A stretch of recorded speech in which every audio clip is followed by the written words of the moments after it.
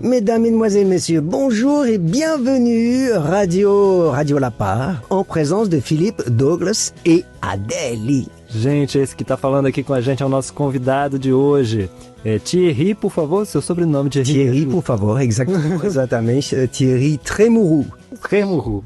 Oncobiologia, a ciência no cuidado contra o câncer. Bom, gente, um dia depois do Dia Mundial de Combate ao Câncer, a gente está aqui nos estúdios do Criar Brasil, gravando com Thierry, um artista que está com uma peça que trata de uma situação muito sensível e muito especial também. E fala um pouquinho então, Thierry, como é que foi essa experiência? Vocês começam o espetáculo falando de uma tenda, né? E da fragilidade da tenda, meio que comparando isso com o corpo humano. A origem da palavra cenografia, cena, vem do latim scaina, o palco, mas também do grego skine, a tenda, a barraca, a morada frágil.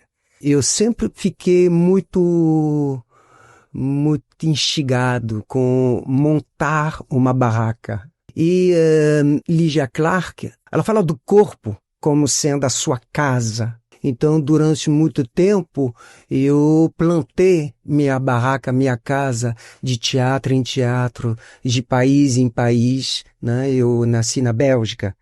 Eu não sei se dá para perceber o sotaque meu. Será?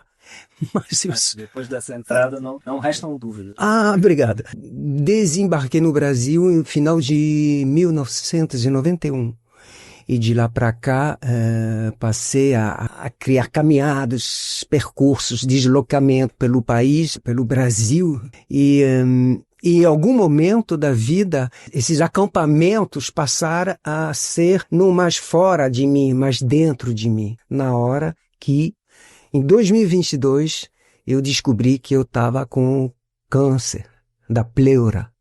E então, eu passei a visitar essa outra casa, o meu corpo.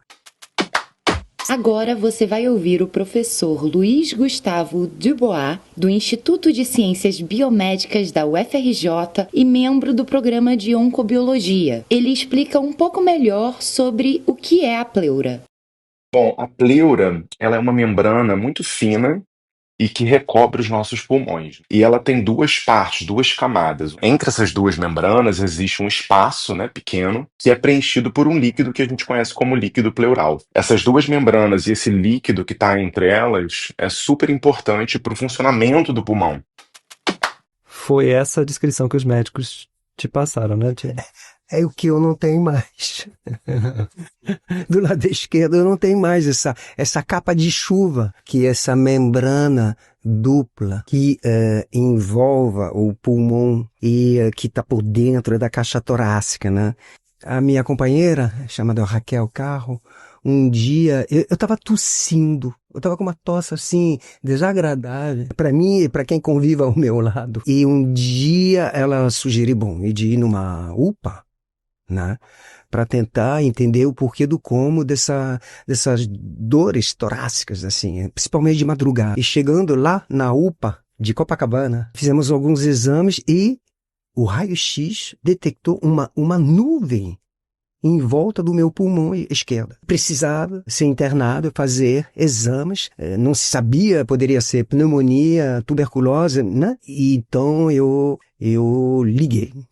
Eu liguei para ela, eu falei, amor, não vou voltar para casa. Isso foi em 2022. Eu vou fazer uma parêntese porque nessa época eu estava desenvolvendo um roteiro desse espetáculo chamado Bicho Geográfico, que era as aventuras, que continua sendo, as aventuras de um corpo estranho na cultura do outro, ou estrangeiro. Certo? E em algum momento a narrativa foi radicalmente cortada por conta dessa descoberta do câncer. Demorou até entender que era um câncer, né?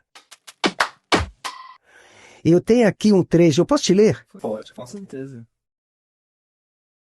Você está sentado num banco de concreto, cinza, era branco, mas o tempo passou, usou. Tem umas guimbas de cigarro, tem uns pombos. Você enxerga lá a boca do metrô e do outro lado, subindo uma passarela, você está na UPA. Hoje é Dia Mundial da Criatividade, 17 de novembro de 2022. E você vai ligar para a sua companheira para dizer que não tem como voltar para casa. Que se descobriu uma nuvem em volta do pulmão, que não se sabe do que se trata, você vai precisar fazer mais exame. E aí eu ligo e falo, c'est moi, mon amour, écoute, calme, je suis à Copacabana. Então, eu liguei para minha companheira e é isso. A partir daí, minha vida mudou. Eu vou anotando, eu vou transcrevendo toda a caminhada minha, à l'aventure, ao encontro desse país incrível, gigante, chamado Brasil. Imagina, vindo da Bélgica. Essa viagem vira um percurso de fora para dentro, por conta do que se observou dentro de mim. E aí eu vou anotando UPA, Unidade de Pronto Atendimento. Faz parte da rede de atenção às urgências. A UPA, 24 horas, oferece a estrutura simplificada, com raio-x, eletrocardiografia, pediatria, laboratórios de exame e leitos de observação. Sabe, eu fui captando informações. Vai documentando. É um docuficção cineteatro. É uma modalidade, né? Exatamente. Performática, né? Uhum. Que aliás, é isso, porque em alguma hora, eu não sei se a gente chega lá, eu estou no Miguel Couto, e eu vou transcrevendo a cada dia o que está acontecendo, pensando que um dia eu vou poder usar aquele material a favor de um ato performático. Então, como é que foi fazer essa mistura dessa vida pessoal com a arte, essa peça documentário sobre a doença, isso até para o processo de cura, porque você é ator e paciente. Tem uma espécie de contradição aí, mas que parece resolvida na cena, né? Sim, e demorou para parecer resolvido. E são, paralelamente, muitas sessões de psicanálise, certo? E junto às colaboradoras minhas dentro do processo de criação, Dani Lima e Luciana Frois e outras, a gente ficou percebendo que ao longo dos ensaios do processo de criação, eu estava pouco a pouco, felizmente, me afastando da gravidade. O processo, a arte, enquanto cura, é assim que o projeto foi defendido lá atrás, né? Quando ele foi acolhido pelo edital Prolinguagem, né? Da Prefeitura do Rio de Janeiro, era a arte dialogando com a saúde. E mais eu ensaiava, mais elaborava, mais eu consegui me distanciar da dor. Porque, paralelamente, continuava com sessões de quimioterapia, com indas e vindas para São Paulo, onde tudo basicamente aconteceu e continua acontecendo. Então, foi salvador. Eu posso hoje falar, quando eu soube, dia 15 de dezembro de 2022, que era o câncer, finalmente, depois de 3 semanas, alguém consegue nomear, que a grande questão minha, psicanalítica, é poder nomear, enquanto gringo estrangeiro, falar a língua do outro e depois poder dizer câncer, le câncer. E na época eu falava o tumor maligno. Eu achava mais suave. Eu lembro de conversas com Raquel, minha parceira, como é que você vai anunciar isso para os seus filhos? Como é que você vai nomear? Isso seria uma grande questão. Eu acho que talvez esteja até caminhando para a questão da participação da família, né? Essa proximidade da família. Porque é a voz dos seus filhos, né? Que a gente escuta, que a gente ouve em vários momentos da peça, né? Sim, exato. Olha o sapo dentro do saco e o saco com o sapo dentro. E o sapo fazendo um papo e o papo... Meu pai me dizia que, independentemente de qual seja o tipo da barraca que você vai escolher, o local para montá-la que precisa ser plano. Eu fiquei sempre muito atraído, fascinado por a vivência no tempo presente junto à arte, esses atos performáticos. Temos uma artista em São Paulo chamada Janaína Leite, que trabalha muito com essa dicotomia. E pessoas que não têm medo de colocar em cena, junto à ficção, dados reais, o pai presente em cena. exemplos.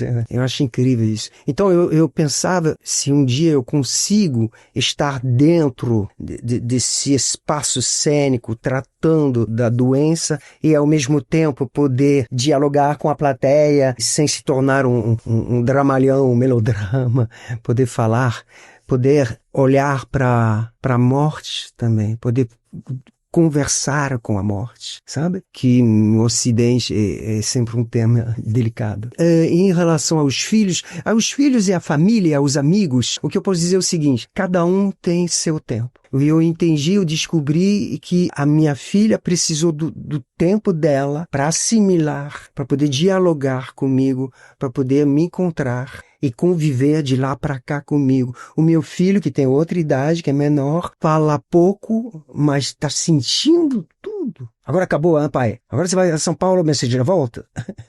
Sabe? A minha companheira, que estava o primeiro loja, né?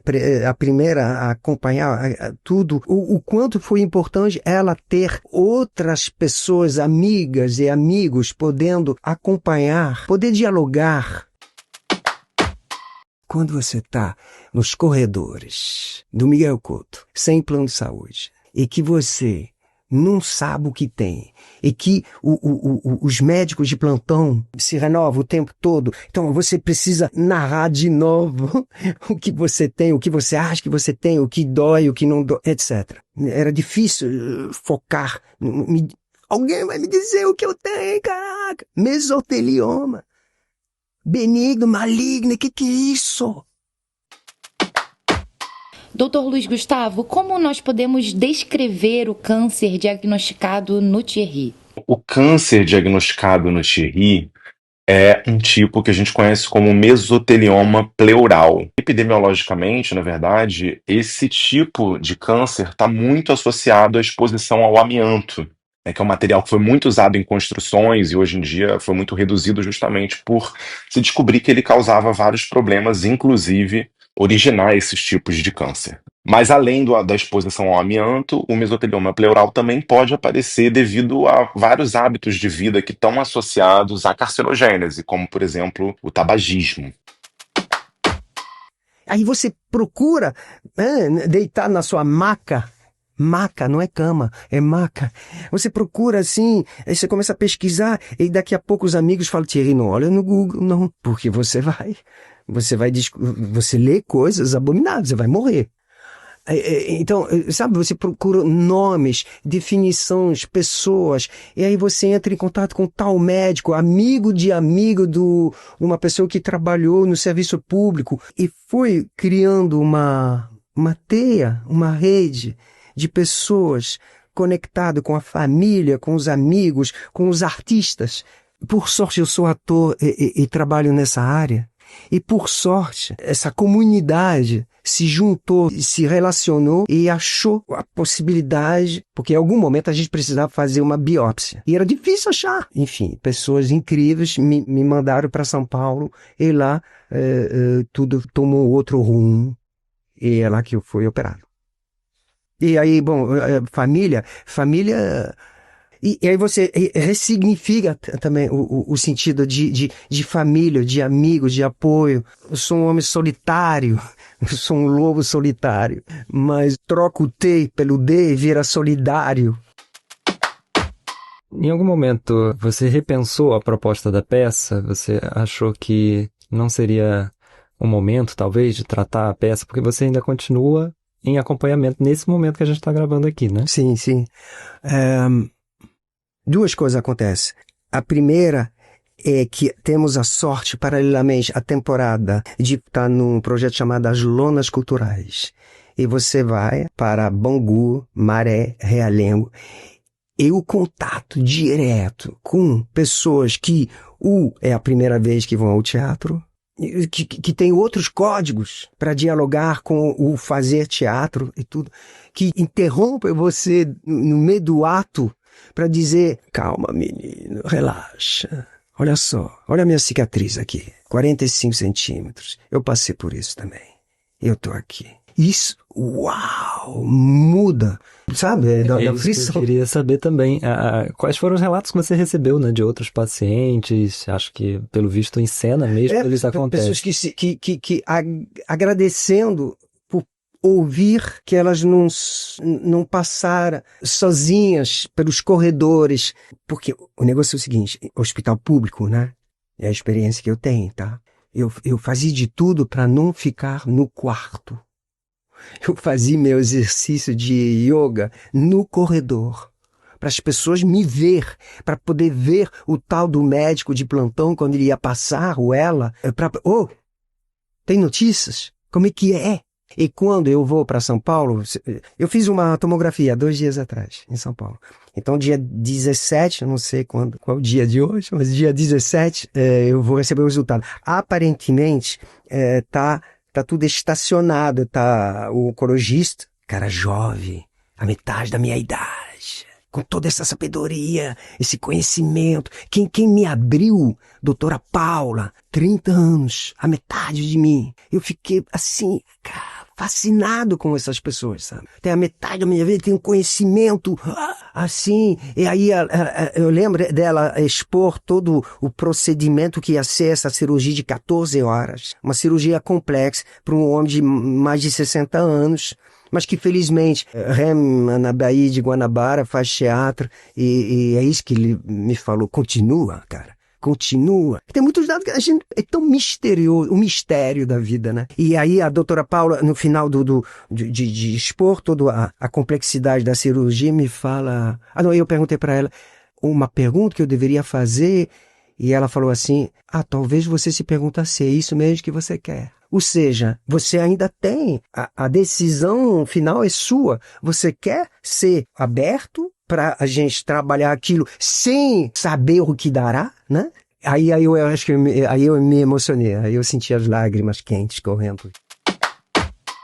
Eu queria te fazer essa pergunta no sentido também, a gente sabe dos vários desafios, acho que muitas pessoas que estão nos corredores do SUS convivem com esses desafios diários, e eu queria ver se no sentido de alguma realização possível dentro desse sistema de saúde, o Sistema Único de Saúde, né? O que dá para falar de bom ou de valorização nesse sentido? É um exemplo mundial. Porque lá fora você tem a sécurité social, segurança social, mas você precisa de trabalhar X tempo para ter acesso. Aqui não. Aqui eu até hoje não tenho plano de saúde. O meu plano de saúde é ir de 3 em 3 meses para São Paulo, de fazer tomografia, de fazer raio-x, de fazer exame de sangue, de ser acompanhado. Então eu estou sendo atendido por profissionais, mas assim, vai desde a doutor Ludmila, que atende a Dilma, talvez o Lula, até todas essas pessoas que eu encontro até hoje, doutor Francesco, que é meu oncologista, sabe? São pessoas, assim, de uma competência, assim, já ouvi falar que o Brasil é um dos países, assim, que em termos de câncer, por exemplo, é o mais desenvolvido de avanço, de pesquisa, de tratamento do mundo. Agora, Miguel Couto, com todo o apoio, toda a ajuda, não consegui me dar essa biópsia, essa transferência para o outro hospital, demorou muito. Eu falo, cara, eu perguntei uma hora para uma enfermeira, ganha entre R$1.500 e R$1.900, ganhava. Não sei se foi reajustado. Para pessoas assim, de uma competência e de um... Cara, uma vez eu tava precisando de tomar banho e tudo, e não tinha espaço. Eu fui num toalete lá de visitante. E é uma enfermeira que me acalmou, porque eu tava assim, com choro assim, eu tava flor da pele e tudo, parecia um campo de batalha. Acampamento, né? Eu tava acampando. Sempre. Ficava lá no cantinho. Parecia aquele filme de guerra.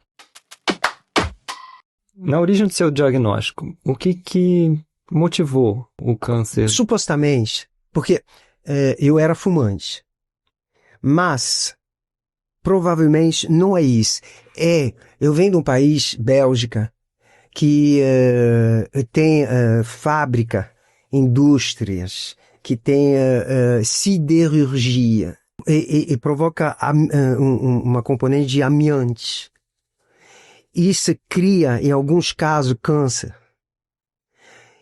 Eu cresci naquela área, eu trabalhei com 14, 15 anos, um mês nas férias e tudo. Possivelmente isso foi o surgimento, o nascimento desse câncer. Agora, Thierry vai ler mais um texto inspirado na vida real.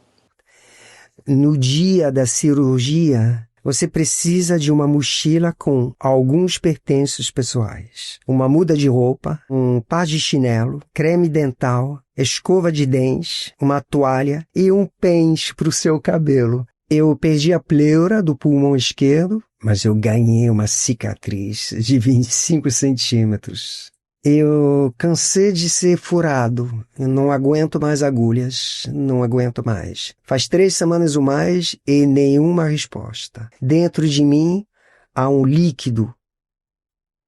Eu pensava pneumonia, tuberculose, pleural, pulmonar, helicoidal, finas faixas atelectásicas esparsas, parênquima, listar outros nomes. E aí depois eu falo de tudo isso. Mas eu acordei. Eu acordei. Mas antes de acordar, é o seguinte, olha só. Você quer saber uma imagem que fica assim, gravada em mim para sempre? Quando você vai para fazer exame, eles perguntam, você está sozinho ou tem acompanhante? Essa frase sempre ficou gravada em mim. Você tem acompanhante? Você tem acompanhante? E é interessantíssimo, né, essa pergunta, porque eu até pesquisei assim, quando as pessoas se formam como enfermeiras, e a gente tem certos métodos, assim, para como acolher, como receber um paciente, né? Cada caso é um caso, deve ser é extremamente delicada, né? Você convive com pessoas, assim, que de uma extrema fragilidade, extrema exposição, né? E vindo dos 4 cantos do mundo. E o dia da cirurgia, que era para durar 14 horas, era um câncer raro. Eu gostava de imaginar, opa, eu não sou qualquer um, eu tenho um câncer raro. Mas, 14 horas, hein, abre as costelas, enfia né, para poder trabalhar lá dentro. E naquele dia não tem acompanhante. Você está sozinho no seu quarto, são 5 da manhã. Você está em jejum, o enfermeiro vai entrar, vai te dar uns remédios, não me recordo os nomes, você vai tomar um banho, depois do banho você olha aquelas marcas roxas no seu tórax, que vão mapear o trabalho no bloco operatório, e você vai tirar a roupa, e vai colocar o jaleco. E suas roupas vão ficar dentro de um saco plástico, que você segura na mão, porque você não vai voltar para aquele quarto e talvez você não volta mesmo.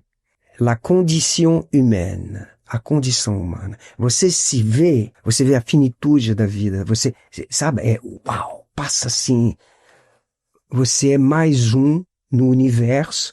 Qual é o significado daquilo, com um saquinho de plástico com suas roupas. Sua bagagem de acampamento, né? Exatamente. Contas. Exatamente. É tudo tão frágil. É isso, Thierry. Obrigado por compartilhar essas histórias. E se você tem uma mensagem até de prevenção relacionada ao câncer... Dialoga, conversa, fala. Nós, ou pelo menos eu, homem europeu, de uma certa criação machista, o homem não fala. Tem assuntos que se resolvem, mas que não se fala muito. Se eu estou aqui hoje porque eu aprendi a dialogar, a falar, a trocar ideias, a ouvir, a dar nomes aos bois. É assim que se fala. Uhum. Tem vários trocadilhos na peça. Exato. E o espetáculo, ele é mais um passo que me foi oferecido e dado para poder trocar ideias. Muito obrigado. Obrigado. Adele, qual foi o desafio dessa direção de peça?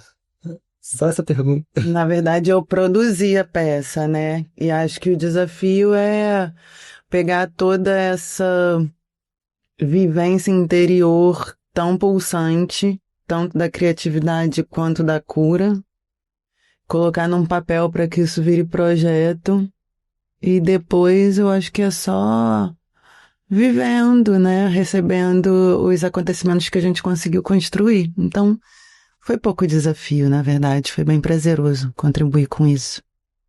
Muito bom. Parabéns aí. Obrigada. Thierry, Oui, fala um pouco mais sobre quem é o Thierry. olha só, até pouco tempo eu não sabia. Faz 60 e tantos anos que eu estou procurando um caminho possível para identificá-lo. Mas o câncer estou falando sério agora, uma janela, uma porta para mim. Não que eu me tornei diferente, mas eu passei a olhar para mim e para os outros de maneira diferente. O budismo entrou na minha vida, o olhar sobre o outro, a compaixão pelo outro, tudo mudou. Tudo mudou. De água para o vinho, é assim que se fala? Sim. Coisa bonita, né? Parei de fumar. A caminhada é outra. A caminhada é outra. O tempo, a consciência do tempo, à la recherche du temps perdu. Marcel Proust tem um ressignificado gigantesco na minha vida, na minha relação, na minha escuta com o universo. E é possível encontrá-lo navegando. Você pode me encontrar navegando na Baía de Guanabara, remando de caiaque. Eu fundei um clube, não sozinha, chama de carioca, de canoagem, lá na Praia da Urca. E vou remando, isso é uma beleza maravilhosa. Mas a relação com o mar também mudou, com os parceiros, com minha companheira, meus filhos, tudo mudou. E aí sim, para perguntar quem é Thierry, eu acho que talvez tenha uma sorte junto a esse espetáculo e os mais 15, 20 anos de vida que eu tenho pela frente. Eu sou optimista, né? De encontrar um significado a essa presença aqui nesse mundo. Obrigado. Este episódio é uma coprodução da Bem Mais Laboratório Informal com o Programa de Oncobiologia e apoio técnico do Criar Brasil. A peça O Bicho Geográfico contou com o apoio do Governo Federal, da Prefeitura da cidade do Rio de Janeiro e da Secretaria Municipal de Cultura. Você pode acessar uma versão deste episódio em Libras no canal de YouTube do Programa de Oncobiologia. Confira nosso site e redes sociais: www.programadeoncobiologia.com.br.